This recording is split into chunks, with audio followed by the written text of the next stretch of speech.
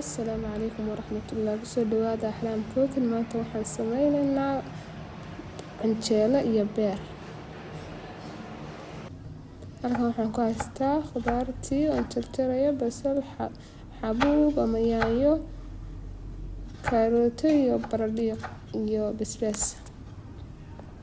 Intaasaan soo jarjarnaa.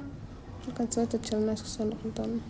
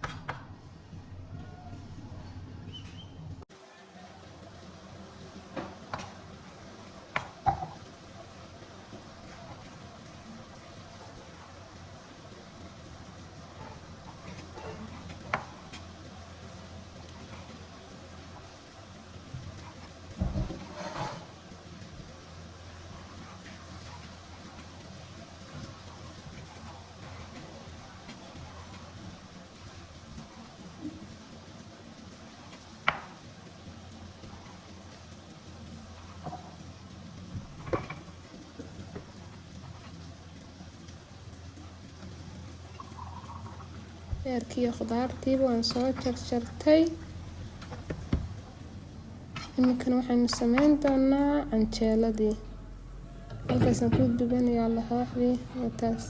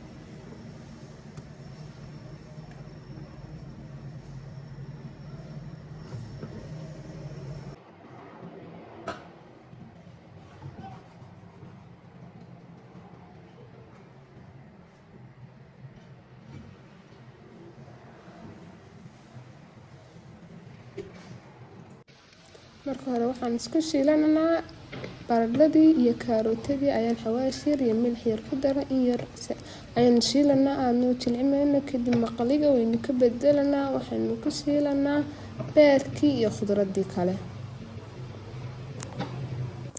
waa kuwa khudradii kale halkaasay kusoo diyaarsanay. Iminka ayaynu shiilanaa beerka isku shiilanaa.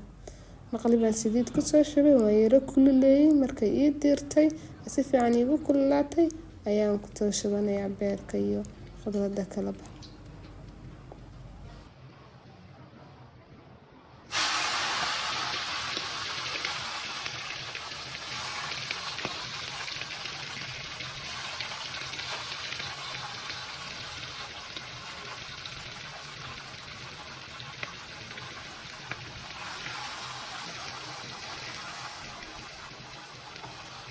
maqligaasaan kusoo shiishay beerkii khudradii inima tusin markuu bislaaday laakiin waa kan sidaa quruxda badan ayuu inoogu soo baxay. fadlan subscribe and like.